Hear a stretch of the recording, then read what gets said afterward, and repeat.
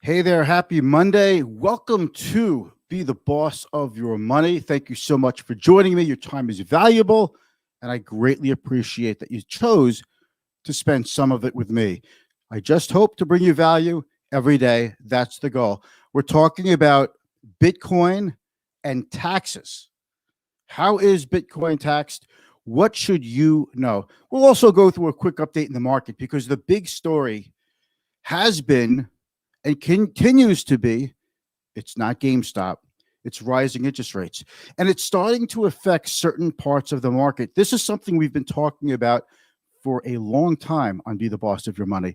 So we're going to get into it. We're going to show you what's working, what's not, why there's a little bit of fear building up, and why there's some opportunity building up. So let's roll the quick intro, and then we are going to get right into the heart of the matter. Be the boss. Thanks so much. Here we go.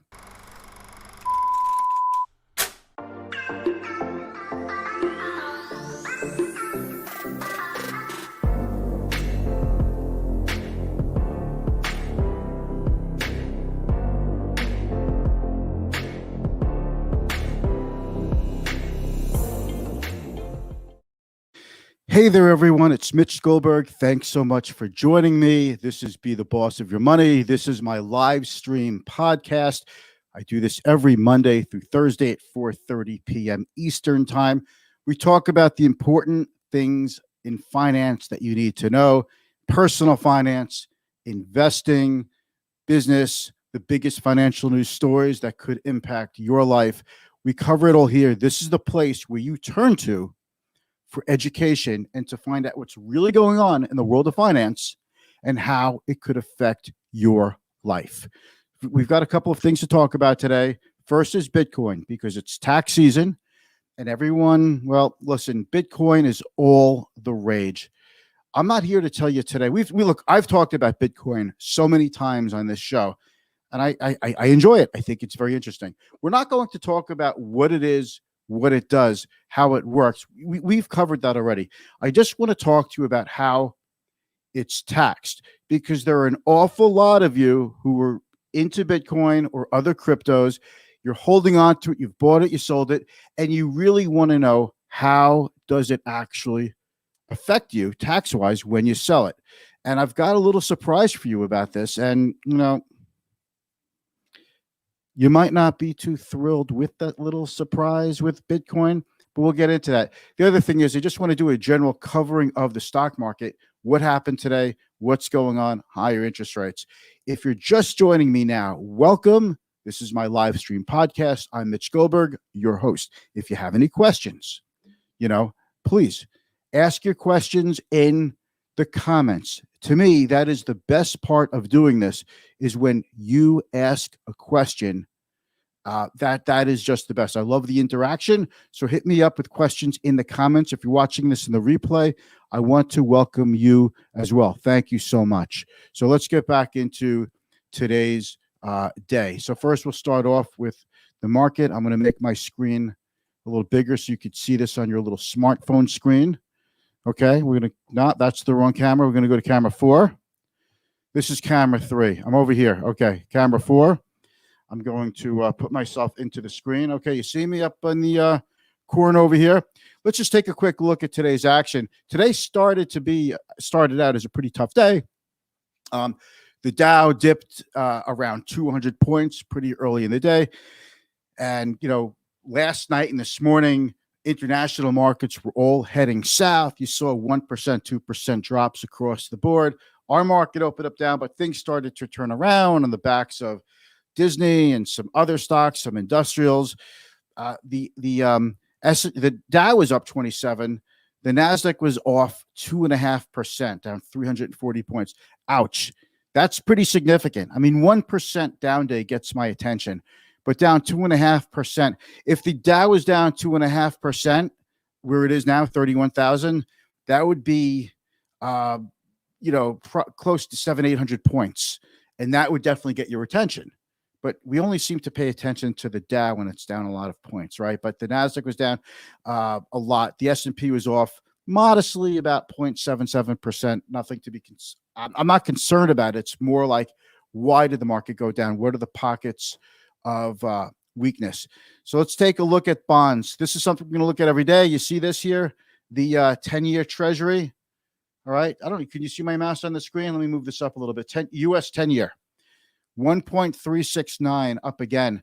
That keeps moving up, and that is really what is scaring investors. That's, it's there's a few things going on. I want you to know I wrote about this in my Friday email blast. So about interest rates, what's going on. So if you want to see that, let me know in the comments, and I will post it directly in the comments so that you could see it. Okay. But the base case is the economy gets stronger, really sizzles second half of this year, especially with all the stimulus coming at it and continued Fed support, low short-term interest rates. And just basically, so far something like 40 million Americans have gotten at least one COVID vaccine shot. And by this late spring, summer, everyone's going to be able to get a COVID vaccine. And the economy generally, reopens. And at that point, the economy sizzles second half of this year and inflation goes up. Is inflation perceived as transitory by the Federal Reserve? Will the Fed actually do anything for, let me just, I really didn't want to put that up there. Let me just get rid of that. Okay. So there we go. I just got an email alert from B&H that a piece of equipment I bought is coming. So I'm very excited about that for the live stream. So is inflation going to be transitory and we get back to low or very low inflation? Or are we going to have a substantial pickup inflation where the Fed has to raise rates and rein it in? It's one of those, and the pickup in the economy is happening sooner than expected. It's happening now, and the economy is starting to get pretty pumped up. It's coming in pretty hot because you saw the retail statistics up over 5%. You saw a number of economic statistics, producer price index, couple of, durable goods have been strong. Services have been strong. You're starting to see the economy pick up a little quicker than people expected. And we're still probably going to get a lot of stimulus, $1,400 checks going out to individual filers who make $75,000 and lower, $150,000 for joint filers and lower, and $125,000 for head of household filers and lower than $125,000. So that's what's scaring the high flyers. So we spoke on Thursday. What could work in an inflation market? Treasury inflation protected securities, industrials, banks, energy, commodities. There's a number of investments that do well, economically sensitive, that could do well in a stronger economy, even in a inflationary economy. Okay, an economy that produces more than inflation than we've been accustomed to for the last 12 or 13 years. So that's what's going on, and this is why you saw the high flyers, and noticeably the FANG stocks, FANG M. Look, Facebook down 0.5%, Netflix down 1%, Google is down, Amazon down over 2%, Microsoft down over 2%, Apple down almost 3%. When these five heavyweights are down, they're so big they pull the S&P 500 up or down. It's no wonder that the S&P 500 was down today. It's no wonder that the NASDAQ really got smacked hard today. Okay. Things could have been a lot worse. By the way, U.S. surpasses 500,000 COVID deaths after a year-long battle with the pandemic. Some awful news to come across the screen there. All right. So let's see what worked. Reopening stocks. American Airlines up almost 10%. Royal Caribbean, Norwegian, Cinemark, Carnival, Marriott Hotels, Planet Fitness, Southwest. We've been talking a lot about Southwest on the show as an example of getting back to normal, people getting back to leisurely activities. And what I really like to say is Southwest is an indication of leisure travel. Okay. So the reopening stocks just were really big today. And, the economically sensitive stocks, energy led the way, financials led the way, real estate, materials, industrials. Very good day for the economically sensitive stocks. This is why the S&P 500 didn't have such a bad day, because the economically sensitive stocks were able to counter some of the high flying stocks, the stocks that have just been up and up and up every day. And just to give you an example, let me just take a look and see if I could pull up a quote on Zoom. And what else is hot? DocuSign, right? Uh, I mean, there's so many hot stocks. Let's just take a look at how I'm pulling them up on my screen. Even with that, so I'll just do this real quick, okay?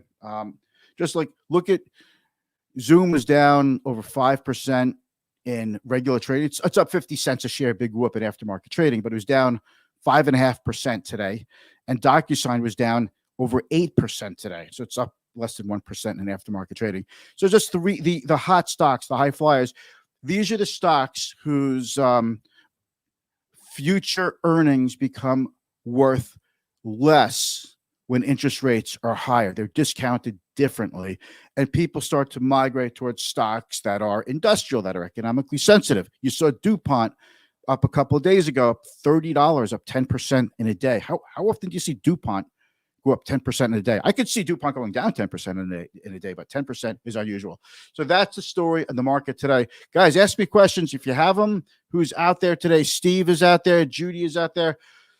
Thank you guys for joining me. If you're watching this and you give me, one of these or a question in the comments, or just say hi, words of encouragement are always appreciated in the comments.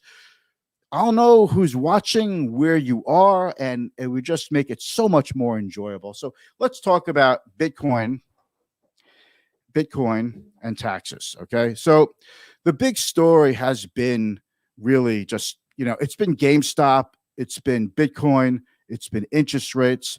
And we need to really talk to you about cryptocurrency and taxes because things have changed a little bit. And it's expected that the IRS is going to be much more aggressive in pursuing owed taxes in crypto. So here's the most important thing that you need to know when it comes to crypto. Here it is. You ready? The most important thing. All right. Oh yeah. Hold on.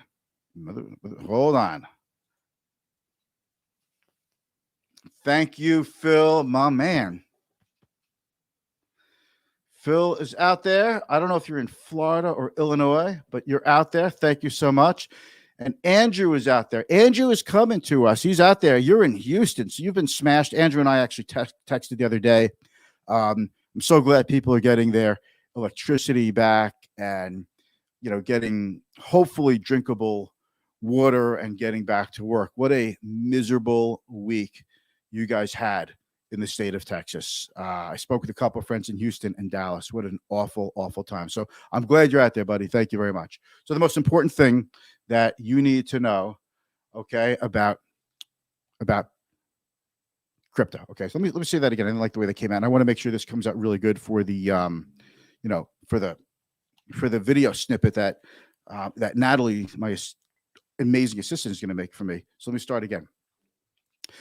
The most important thing that you need to know about Bitcoin and crypto et al. From a tax perspective, from an IRS perspective, is that the IRS deems crypto as property, not as currency. We're going to come back to that, and I'll share you exactly what I mean by that, what the IRS means by that.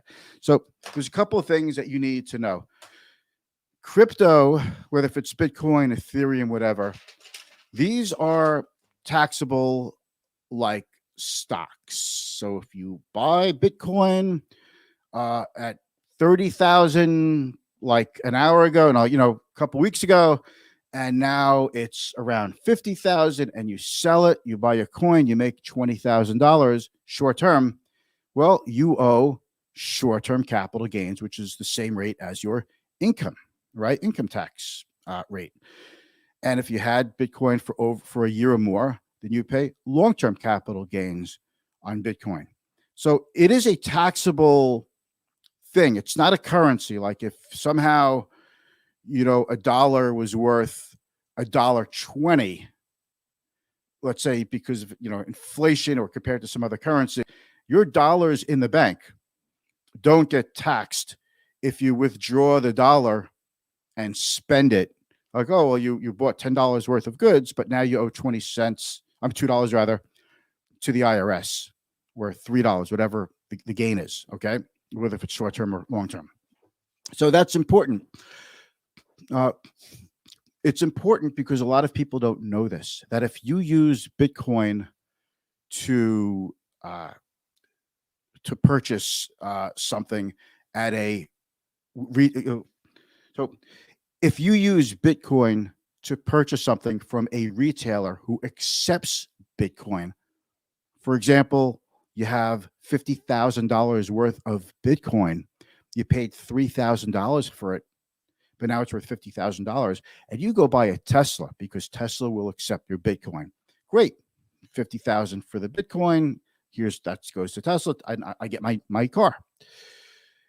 That's great, right? Except for one thing.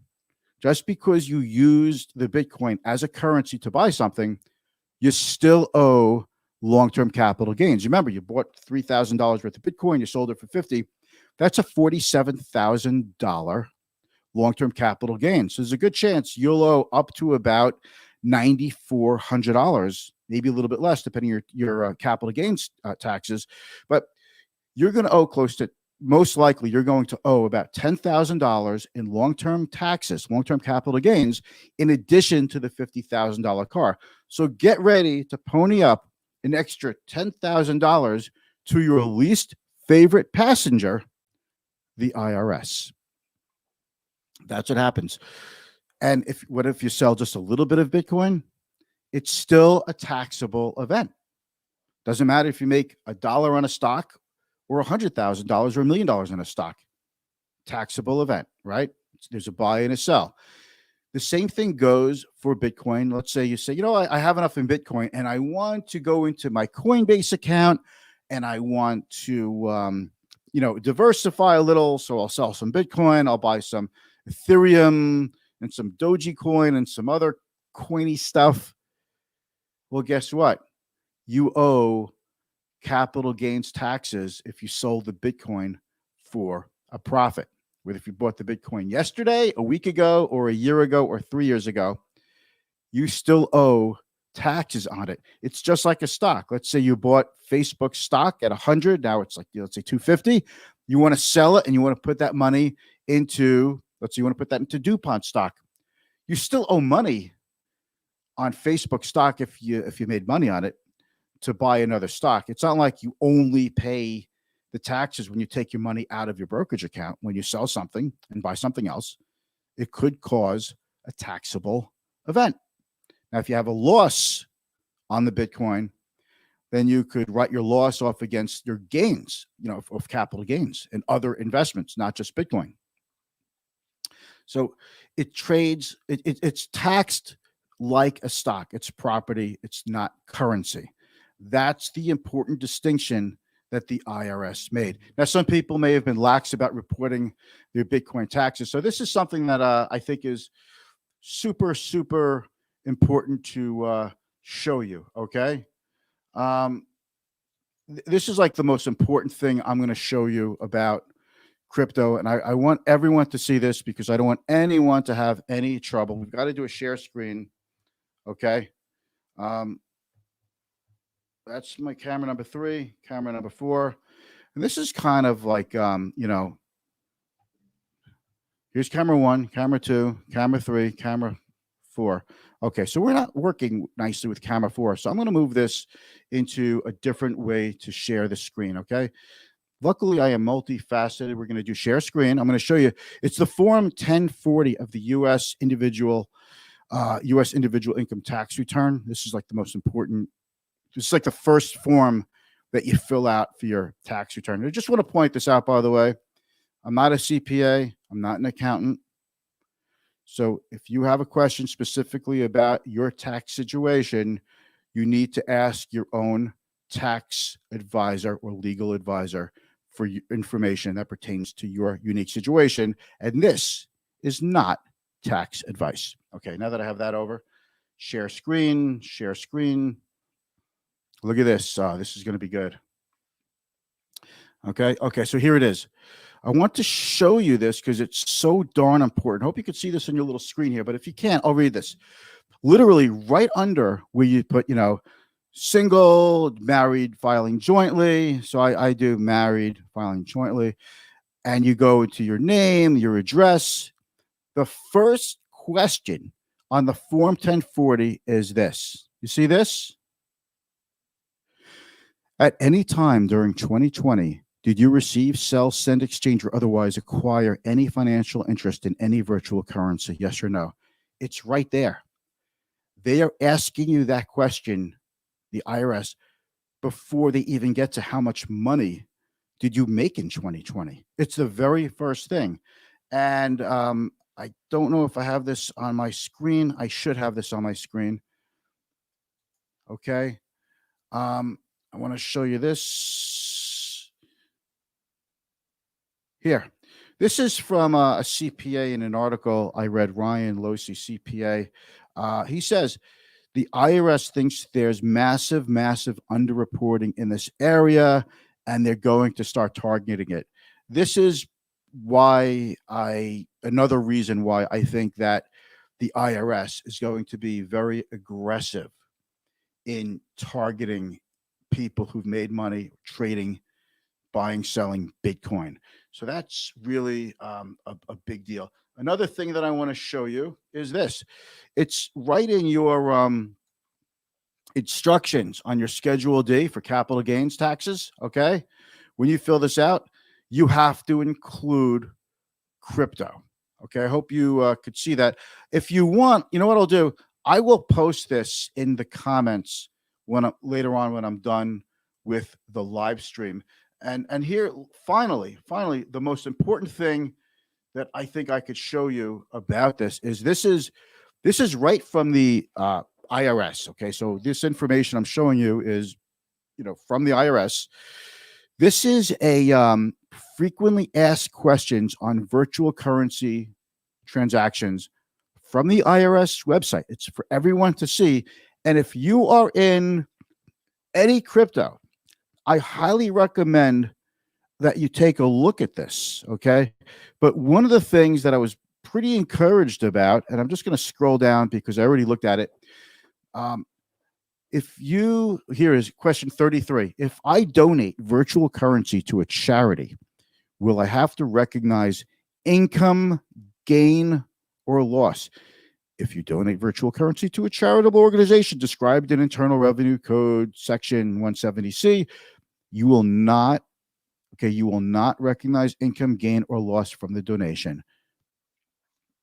So if you've made a bloody fortune on crypto and you want to make a difference in the world, instead of selling the Bitcoin, paying taxes, and then what's left over after that, giving that money, donating that to a charity, you could send the charity the Bitcoin or other crypto directly. They could sell it. You then have to pay taxes. They don't have to pay taxes. And you got to make a bigger donation. That sounds like win-win. It's the same thing, by the way, with giving away appreciated stock. A lot of people think, let me sell my stock to give some money to a charity. No, just give the stock to the charity.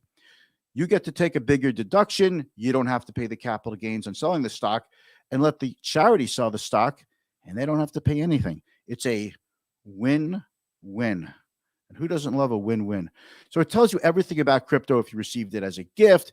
How do you calculate your cost basis?